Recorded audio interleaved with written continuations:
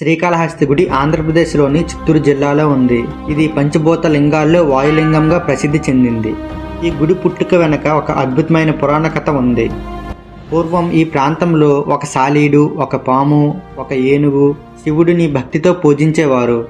సాలీడు శివలింగాన్ని తన జాలంతో కప్పేది, పాము రత్నం పెట్టి పూజించేది, ఏనుగు గంగాజలంతో అభిషేకం చేసేది. కానీ ఈ ముగ్గురు మధ్య భేదాలు వచ్చాయి. చివరికి ముగ్గురు అక్కడే ప్రాణాలు విడిచారు. శివుడు వారి భక్తిని మెచ్చి ఆ ముగ్గురి పేర్లను కలిపి శ్రీకాళహస్తి అనే పవిత్ర క్షేత్రంగా ఆ స్థలాన్ని నిలిపారు. అందుకే ఆ గుడికి ఈ పేరు వచ్చింది. ఇక్కడ శివలింగం ప్రత్యేకం ఎందుకంటే అక్కడ గాలి ఎప్పుడూ కదులుతూనే ఉంటుంది.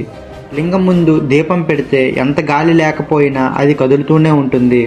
అందుకే భక్తులు నమ్మేది ఇదే. ఇక్కడ శివుడు కనిపించడు, కానీ శివుడి శ్వాస మనకు వినిపిస్తుంది. అదే శ్రీకాళహస్తి గుడి రహస్యం. ఇలాంటి మరెన్నో ఆలయాల చరిత్రలు తెలుసుకోవాలనుకుంటే మన ఛానల్ని ఇప్పుడే సబ్స్క్రైబ్ చేసుకోండి.